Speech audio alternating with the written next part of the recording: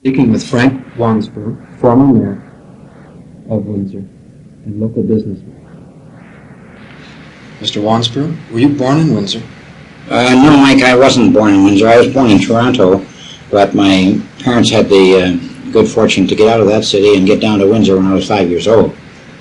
As a result of the fact that my father worked on the railway, we also lived in Detroit. My first, maybe I'm getting ahead of your question. My first 6 years of grade school were in Detroit, as a matter of fact. Mm-hmm. Then we moved back to Windsor. Why did you move back to Windsor at that time? Well, believe it or not, looking at this 250-pound monster that I am today, I was a frail kid in school, and I contacted tuberculosis. And in those days, there was only two answers: either you went to a convalescent home of some kind, or you got out in the fresh air and the sunshine. So my father rented Kitty LePan's farm out on Old Highway number 2. And as a result of that, I got rid of the disease, and I went on to high school, grade school and high school here, and thankfully into the sports scene too. Yes, a very athletic life, as it turned out. Yes, it did, and I was told that I would never be able to play any sports. And I did in the first year in high school, but I couldn't stand any more of that. What year did you move back to Windsor from Detroit? It would be about 1930, 29 or 30. 29 or 30. And what school did you attend in Windsor? In Windsor, I first attended St. Genevieve's here in Windsor itself, and then when we moved out to the farm, I attended what really was the first open complex school, and that is there were 8 grades in one room. Each row of seats was a grade, and that was SS number 7, commonly known as Ragtown, in Oldcastle. Ragtown? Yeah. Does that name have any particular significance? Oh, it was a bunch of Irishmen out there that I ran into, and I guess it had a significance in the fact that there wasn't an awful lot of money in those days, and everybody was struggling to get along, and so that area was known as a ragtown. Because that's what people wore. Yeah, right. I see. And was it at school that you developed your first interest in basketball? Yes, it was at a school at Assumption High School where I went from grade school out at SS number 7. I went to, we traveled by Model T the first year, back and forth, 4 of us from that area. And then my parents moved back into town again when I became well, and my 2 brothers and I continued at Assumption High School. This was at the height, or the depth, of the Depression. Yes, it was. And, Assumption was, of course, we were Catholics, and therefore you had to go to a Catholic school, and the good Brazilian priest down there carried our family. We didn't have the money, the wherewithal to pay the tuition, and I hope I've repaid some of it to Assumption in the years since I've left there, but they certainly were a big start in my life. Would you say that the Depression affected people's lives differently in Oldcastle than it would have in an urban center such as Windsor? Oh, I would think so. I don't remember too much about that, because we were fortunate. My dad, as I mentioned earlier, was on the railway and always had a job throughout the entire Depression. So even though I was only getting $50 a week, which in those days was a big dollar, we were eating and living, and we weren't scrounging. And so we were very, very fortunate in that we were able to get by. Yeah. You were living in Oldcastle at this time? Yes, in Detroit prior to that, and in Oldcastle. I see. Can you characterize the difference between Depression life in a rural location such as Oldcastle as distinguished from urban life in a place like Windsor under the same circumstances? I think that would be pretty tough to do, Mike. I don't remember back to having been hurt personally that much by depression, although I lost my entire life savings of $16.32 when a bank crashed in Detroit. And that was from selling magazines door to door. I see. So I lost my first fortune. The first $16.32. Yes. Of course, if you'd invested in a Canadian bank. Oh yes, I think much better off, but we were in Detroit at the time. I see. I'd like to return to your to basketball, which is a very major side, I understand, of your personal life. Did you play during the war? You were in the Air Force during the war. Yes, I did. I played, well, let's go back a little. The fact is that if it wasn't for basketball, I wouldn't have anything I have today, if in fact I have anything. I owe it all to basketball, and that's something I've said for years, and I've been involved in basketball forever, it seems. I started to play for Assumption High School under Father Jake Donlan and Father Armstrong, and then I got a chance to play with the university at the time, Assumption College, as a matter of fact, for a year under Johnny Shada. And then I was given a scholarship to Lawrence Institute of Technology in Detroit, where I went over to take some business courses and mostly play basketball. And I just couldn't hack the fact that I was 4 hours a day on either buses or streetcars going to and coming from school, including morning sessions in school and evening sessions in basketball. So I lasted for about a half a year, and I dropped out of that. And then I went to Toronto, and I was given an opportunity of playing down there, and they in turn got a job for me down there, which was not available in Windsor at the time. And so I wound up for a season in Toronto. What year would you have gone to Toronto? 38. 1938. Did this adoption of basketball as a full-time pursuit mean the abandoning of what we call formal education today? Oh yes, yeah. I knew too much for my coaches, and I didn't want any more schooling. So I have high school. Really, that's all I have. I fiddled around for a couple of years in college, playing basketball mostly, and then here in Toronto. And then the war came along, and in 1940, late 40, I joined up, and then I played an awful lot of basketball during the 4.5 years I was in the Air Force. Yes. Later, and I'd like to develop this perhaps a little later too, you joined the AKO. Yes. And this has proven a very fruitful source of athletic endeavor for you. Oh yeah, this AKO is one of the best things that ever happened to me. What happened there was I came back after the war, and I got into photography, which I learned because of my basketball. That's a 2-hour story in itself. But I learned photography in the service since I was washed out as aircrew because of my bad schnozzle. I therefore thought when I came back that I owed basketball something, because I was able to come back and get into a business 2 weeks after I was released from the Air Force. I bought a camera and I was in business. And a year later, I coached a team called Stoke Service here in town, which was just a bunch of guys that loved the game and loved to be together. And we played for a year and had fun. But then the next year, Ivan Stokes, who backed Stoke Service team, who was an original member of AKO, asked me if I would like to coach the AKO basketball team, their first one, and that would be in 1942. Pardon me, couldn't be 42. It would be 1948. 48. Can you explain the connection, which is not immediately apparent, between basketball and photography? Okay, I'll try and make it as short as I can, because I went into the Air Force, hopefully to be aircrew, and got scrubbed almost immediately. I got sent out to Aylmer, Ontario, on tarmac duty, because they were looking for some airframe mechanics in those days, and automatically I all of a sudden I was an airframe mechanic, and I didn't know what an airframe was from anything else, and I didn't want any part of it, really. But when we got to Aylmer, we opened the station there, and there was no sports officer on station, and I was an AC-2, which is the lowest of the low in the Air Force, and I had a small talk with some people on the station, and we organized a basketball team on the station, and I became the coach. And all of my players were flight officers, pilot officers, flight lieutenants, and we had a real good ball club. Anyway, it got to the point that the commander-in-chief down there, his name was Wing Commander Irwin, was very interested in basketball. So I had a talk with him, and I told him what I wanted to do. I said, I want to be a photographer. I'd like to re-muster. So he says, okay, we'll keep you on station here until the trade test officer comes through, and you'll have to take a trade test in photography. Well, I knew nothing about aerial photography in particular. So I memorized a book. I actually memorized a book.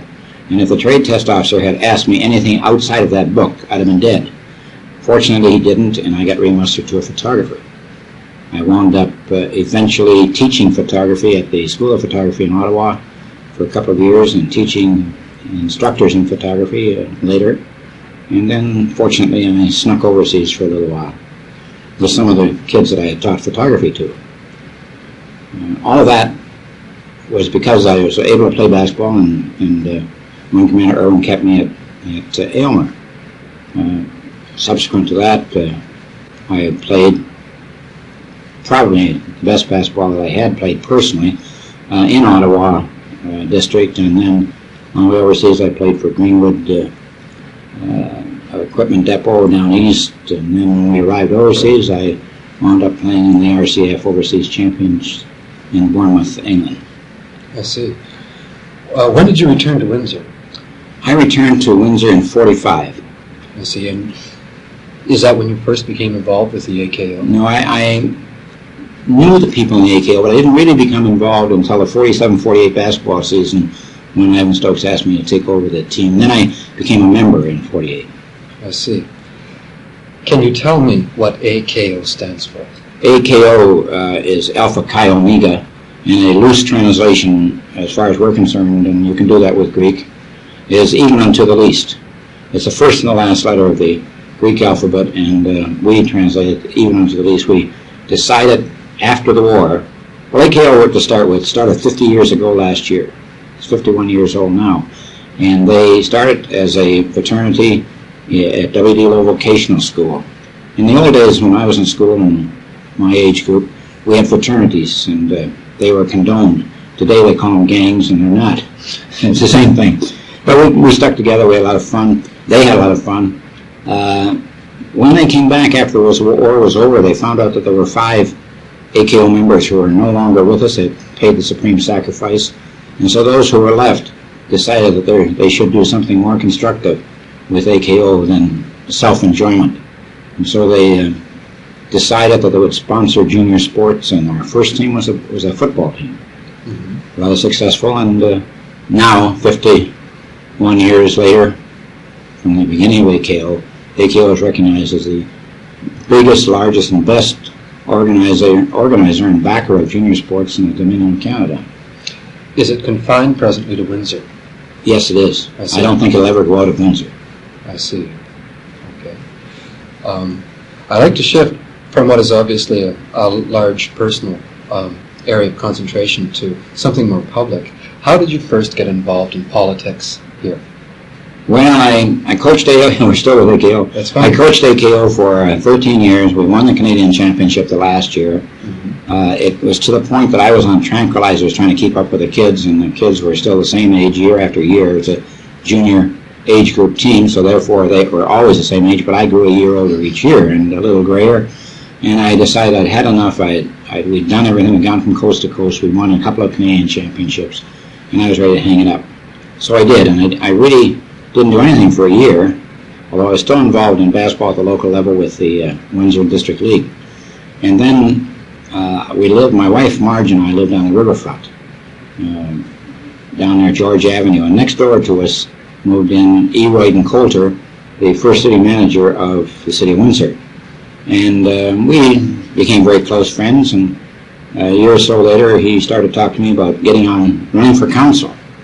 I had never been involved in any kind of politics. All I ever did was do my duty and vote every time that I had the opportunity to do so, but I never was really into politics. I don't think I am yet. That's a very strange statement, in that you've held the most important position in the city of Windsor, and preceded that by at least 2 terms, I believe. Yes, I had 2 terms. As alderman. Right. Why do you say that you weren't involved in politics? I'm involved in politics, but I never became a politician. And some people don't like me to say that, but that's the way I feel. When I first ran for council, I said, I want to be your alderman. I don't want to be a politician. And I don't know anything about politics, but I'll give it a go. And in the race, there was 10 of us in the race in those days, and I came in 4th in the race, and it just surprised the hell out of me because I didn't stand so high. And then it was easy the second year. Once you're in there, it seems to be easier. Getting in the first time was a tough one. But the second term, I ran and was elected again. And then my wife became gravely ill, and I dropped out of politics in the city. I did not choose to run for alderman in what could have been my 3rd term. And my wife passed away in 1967, And after that, some of the people who had gotten me involved in the first place came back to me and asked me if I'd go back on council. So I missed a term, and then I was threw my hat in the ring again and was elected for my third term as an alderman. And then when it came the next term, we need another mayor because the mayor at that time, John Wilton, had been elected a judge, or appointed a judge, I should say. And Bill Riggs had taken over for the interim period and was not going to run again. And so I threw my hat in the ring, and unfortunately I was elected. Well, I don't really many mean people that. would say, fortunately. I don't mean that, because I had 5 years of tremendous experience, a personal experience that not too many people have the opportunity to enjoy in life. I worked with some great people, and I enjoyed every minute of it. Mm. You are obviously nonpartisan. I tried to be. I see. This lack of formal affiliation with any party raises the question of your personal motives for seeking office. I guess it's just because I like people, and I love Windsor. And that sounds rather trite and a cliche, but it's the truth. This town did a lot for me, and I hope I've given some of it back to the city. It gave me a lot more than I can ever give back. I see. Given the fact that you were in a prime position, it's strange that you did not attempt either federal or provincial. Wasn't that I wasn't asked.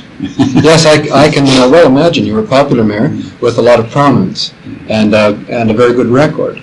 You nevertheless chose not to seek, as it were, the next step. There were reasons. I see. First off, we had people first off, I wasn't interested in provincial. I was either interested in municipal, where you're really closest to the people, or I would love to have had the challenge of federal, which is a step really high, I think, and it not only involves you with the people of your own constituency, but with all of Canada and the world. And I really had ideas that sometime I'd go for a federal, but how can you unseat the people we've had around here for as long as I can remember? You weren't thinking of running as a Liberal candidate?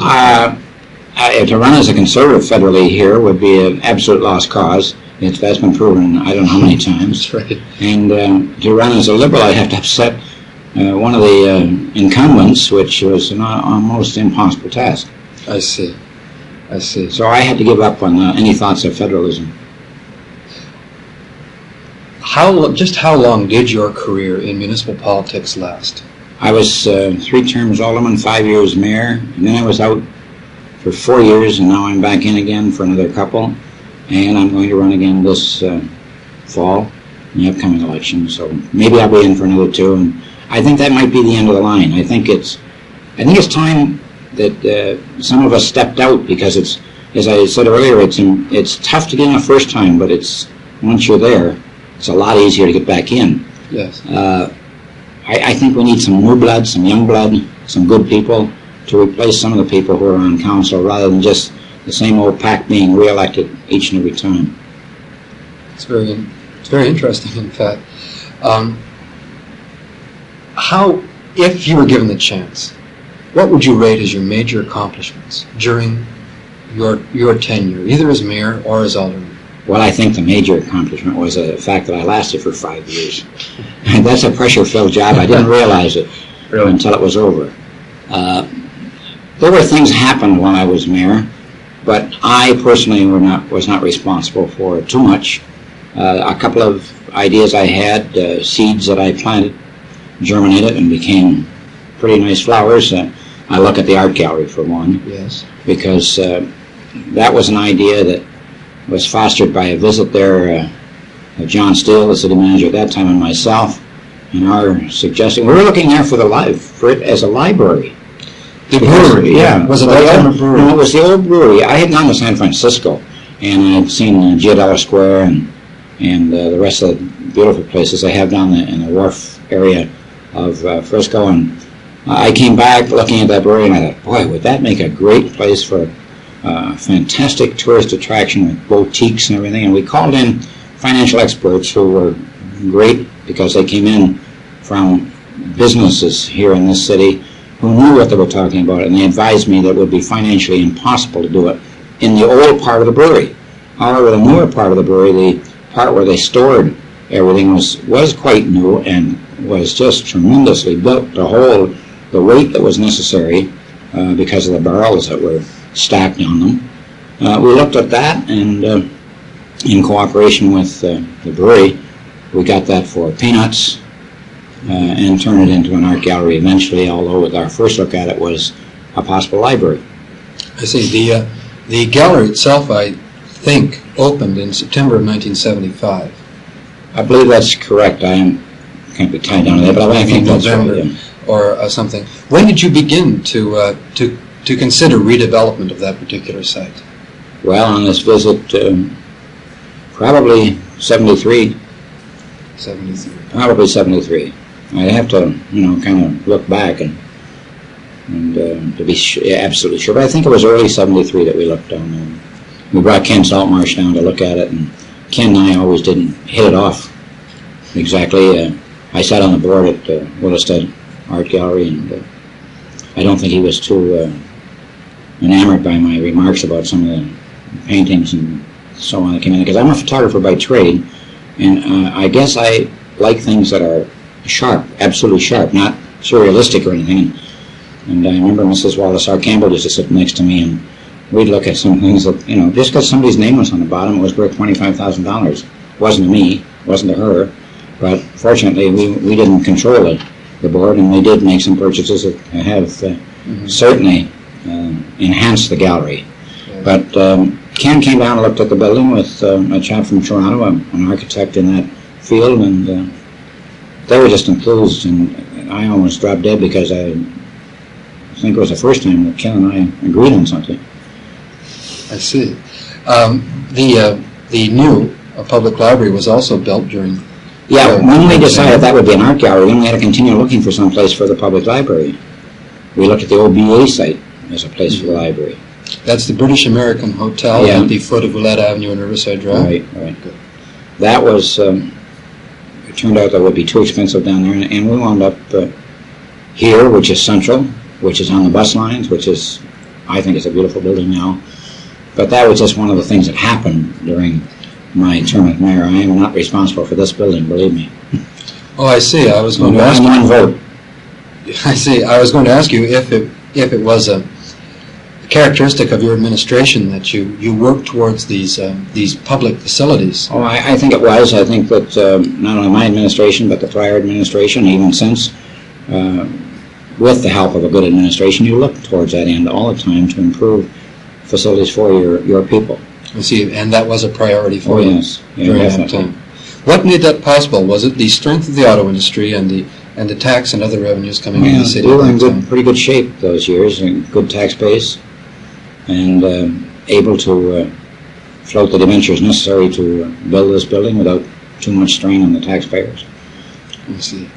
Do you think that such an undertaking would be possible in present day, that is 1980, Windsor? I'd hate to think of what the cost would be today to duplicate this building. I don't know, but it's all relative, isn't it? Everything else is up, taxes are up, so it's relative. I suppose if we needed it, we'd do it. We're doing things now that we need and must have. We're building that marina, which is a great thing for the city. Another thing that we did while I was mayor, and this is one thing that I'm kind of proud of, and that is the purchase of Roseland Golf Club. I heard that Roseland was up for sale and was going to be sold to real estate developers, so I called in Bob Williams, who owned the course at the time, into my office, and we just had a talk about it, and I said, Bob, just don't sell that without giving the city the first option of refusal on it. And we did it on a handshake, and 2.5 years later we had what has turned out to be a magnificent facility for the city, and I'm very happy to have played a major role in that particular area, to the point that I now have the only life membership there. They were good enough to give me that. That was a peculiar thing, the way that happened, because the art gallery gave me a life membership first. And when they gave it to me, I said, geez, I hope Roseland hears about this. So they got it. I got it. The present and I assume long-standing policy of expanding Parkside at the riverfront, was that something you inherited or something you initiated? Oh, I didn't initiate it. No, I inherited it, but we did go along with it. By the way, there is one part of the riverfront that's always been condemned, and that's the area in which the Holiday Inn is situated. And that particular building was built in the 2 years that I was off council, but it's tough to tell anybody that because I was there when we offered that area to anyone who would like to come up with a proposal for it, and we had 3 pretty tremendous proposals. We accepted the Holiday Inn proposal, and then it was watered down. I was off council, and it was watered down to the point that it was nothing like what we had envisaged or what Holiday Inn, well, I shouldn't say Holiday Inn because it's not them. They only rent the place. It was the builder, Argosy Construction, which was responsible for that, and the watering down of it and everything else. And it's become, a real political football over the years. I think it's been good for Windsor. It could have been greater if it had been what we had thought it was going to be in the first place. You're saying that council accepted less performance than was originally contracted. Right, because they made soil tests down there that told them they couldn't put up what they had told us at council in the first instance. Oh. I remember John Wilton calling me up, even though I wasn't on council, and he told me about it, and he says, Frank, do you think we should accept this or what? And I said, well, honestly, John, I think you should go back to the original proposals. Like the other people who we turned down, who also had excellent proposals, I said, give them a chance to come back and see if they can put something there that will be better than what this watered-down proposal is. However, council of the day saw fit to okay that, and it was a pretty close vote, and still, as I say today, people still condemn the Holiday Inn. It's not the Holiday Inn that should be condemned, but it should be Argosy Construction, who weaseled out of their original deal. Do you see the present Holiday Inns being removed from that area? No, I don't ever. I think they have a 100-year lease to start with. We'd have to pay them an awful lot of money. I don't see any reason for it either. I don't think it's that bad. The fact that there's a couple of blocks that are slightly blocked off for the viewing of the passerby. That's right. I'm not entirely like I wanted.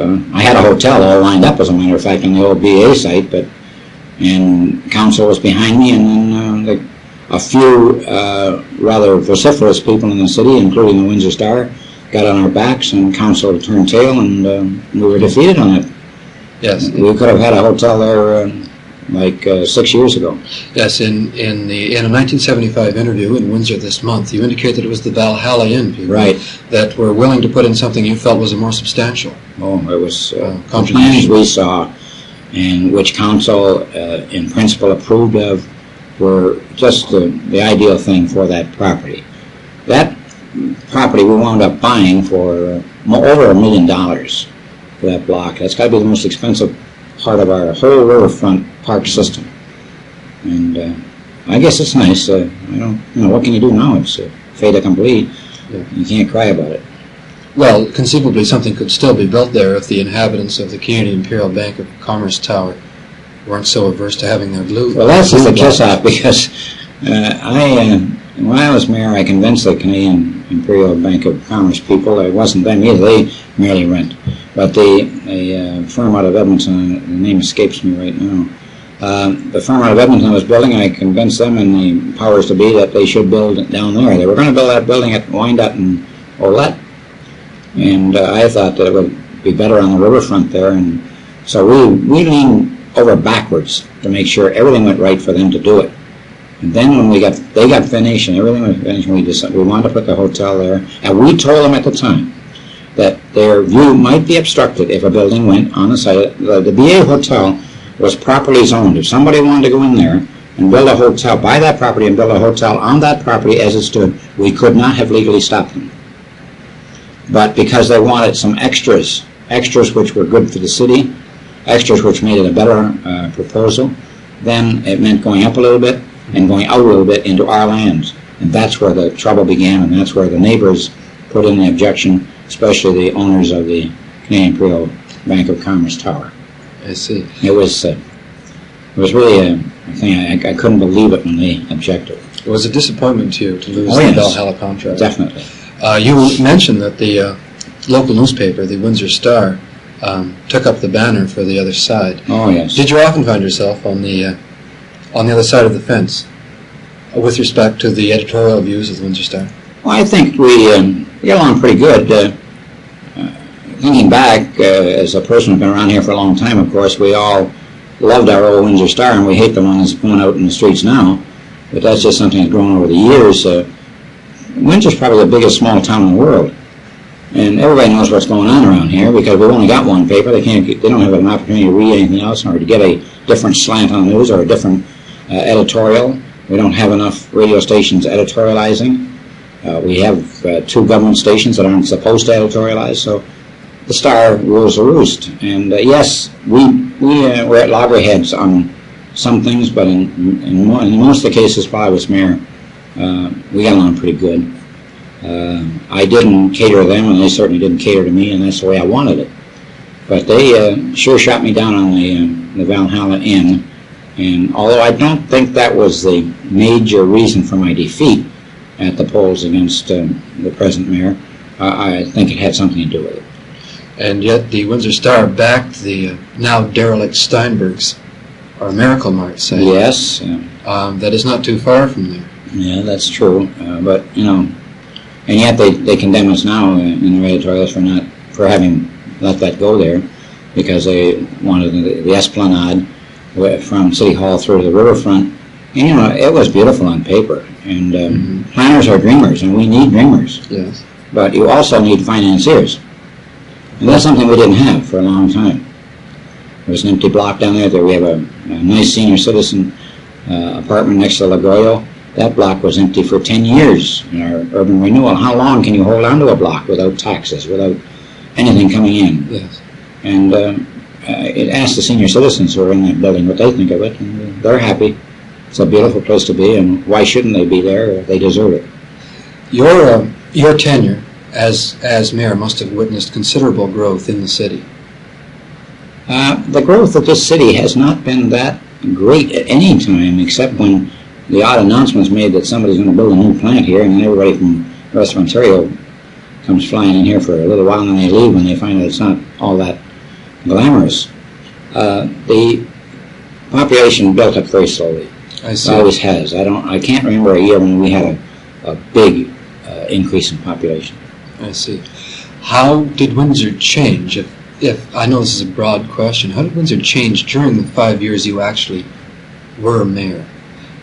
You must have been sensitive to every change, to every growth or abandonment of a building or anything like that. Yeah, there was a lot of things happen, like the Prince Edward Hotel and Norton Palmer Hotel were both given up, unfortunately. But they were too old to be rehabilitated. Shopping malls came in on the outskirts. We had, of course, some of them were in the city of Windsor because of annexation, which had previously taken place. In what year, sir? Annexation was in, I believe, 66. I could be wrong there, too. Well. But I think it was. At any rate, there were a lot of things happening. Sometimes you're too close to the scene to visualize, get a real view of the overall picture. You're involved in so many things. You see things happening. You see things that flop, and you try to weigh out one against the other. A few things took place, but it was a good economy at the time. This city was in good shape. We had a little recession in '74, like in the automobile industry again. Of course, this city is so attuned to the automotive industry that we're hurt when that industry is hurting. Yes, you mentioned, as a matter of fact, in 1974, that the city's dependence on the automotive trade, November 1974, that the dependence on the automotive trade was perhaps not going to serve Windsor as well in the future as it had in the past. Do you think that Windsor has made any of the necessary changes? Some 6 years later, do you think that it's made any of the necessary changes? Well, we've always tried to diversify. We've gotten a few other plants in that are necessary. We have a couple of people or plants here in this town that have always been with us and are not given enough credit. probably the best corporate citizen this city has ever had is Hiram Walker's. And they certainly have done a great job there. I believe they're the second highest tax-paying corporation in the city, behind Chrysler's, who own more property and buildings and land and so on. So, and nobody knew in those days, of course, no one foresaw the change in the automotive industry, the change in the energy and the fuel problems that we encountered, and the automobile industry itself did not react quick enough to that. And I think that everybody in the industry will recognize that now. And, everybody's got 20/20 hindsight. They are making the changes now, and of course with the additions that came into Windsor, with the new Ford plant and the GM expansion and so on, I think this town is going to turn around. I'll give it 2 years at the most, and we could be back on Easy Street. I see. Has it been your experience that the corporations have always been good citizens? Most of them. I see. Have there been any notable departures? Yeah, but I wouldn't want to name them. Oh, of course. Yes, there's been 2 or 3 who are big companies in this town and were very difficult to deal with. But I've got to mention Ford's as an excellent corporate citizen, because they gave us some property which we turned into Roseville Gardens at a time when the government of Ontario and the federal government were giving monies towards that kind of a proposal where you could build low-income mixed housing if the city could get something for free from somebody. So I got the land out there by going down and having a talk with the board of directors, and Roy Bennett was the president at the time of Ford's, and asked them for first I asked them for some property on the riverfront down beside the Catholic Church on Boulevard and Riverside Drive, which we thought would make a beautiful spot for a high-rise, get rid of the sand piles and everything. Oh, yes. And as a matter of fact, that church, we used to call it Our Lady of the Coal Pile, and then they moved the coal out and put sand in, so it became Our Lady of the Sand Pile. But they said no, they would never give up on that land. So then I talked to them about the land up on Seminole, the Ford Test Track, which is a great tract of land, which would have made an ideal spot for such a proposal as was envisaged by all governments. And they said no, they were not going to give up on that. So I said, okay, I got one more piece of land, and you got no reason for not giving it to us. So we talked about it, and they said yes, and the value of that land is X number of dollars. And so I said, well, I've come here with a pretty good proposition. I'm going to offer you $1 for that land. And they, after some negotiations, they accepted that $1, and we got the land, and we got Roseville Gardens. And I think a pretty nice area for people who needed it at that time, and still do. What year did you open Roseville Gardens? You would ask me that. Sorry, roughly what time? During my term. During your term, you opened Roseville. My second term. I see. Perhaps you could tell me how Windsor was affected by the Ford defection to Oakville. Well, it hurt us a great deal at the time because we were so dependent on Ford. I don't remember back to the particulars of that. I was in high school at the time. And then I was out of Windsor, as I said, down in Toronto, and then away in the Air Force. And all of this detracts from my remembrance of that. All I really know about that is what I read, what I've heard, and how this city was shocked and right to its foundations at the time, but we regrouped, and even Ford's came back in. And Ford's 2 years ago were hiring more people in Windsor than they had ever hired before. Yes, and now apparently they're going to be canceling a number of their enterprises here in town. Yes, unfortunately, we thought that the new plant would mean new jobs for 2,500 people, but it hasn't worked out that way. They are closing some of their obsolete plants in favor of the new plants and changing geographical locations of some of those plants. I see. Is it a basic truth of municipal government that the goal is always to grow larger and larger? I don't know. It's something we've talked about. Big isn't always good. Yes, but it does mean larger tax bases and it also means larger more services. Brand. Yes, of course. It's all again in ratio to if you can get the industrial base, great industrial base, Well, if you can bring up your percentage of industrial tax compared to residential tax, because the residential tax is it's unreal. It's a regressive tax, but we don't have anything better. And when someone comes up with something better, then we'll use it. But it is a necessary evil. But the more industrial and commercial tax that you have, the better off your city is. I see. Has Windsor always been lucky with its industrial base? We've had a fairly decent industrial base as long back as I can remember. 60-40 appears to be the recommended ratio. Yeah, The base recommended 70-30 is supposed to be heaven. Yeah. Has Windsor always enjoyed an approximately 60-40 ratio? I don't think it was that high. I'm not positive. I don't think that we enjoyed quite that ratio. It might have been 55-45. But I couldn't even tell you what it is today, to tell you the truth. Because we bring in new industry, but then we also put on the market how many homes in the city in the last few years, how many apartments, all of which are residential taxes, and that brings that percentage up quite a bit. Yes, of course.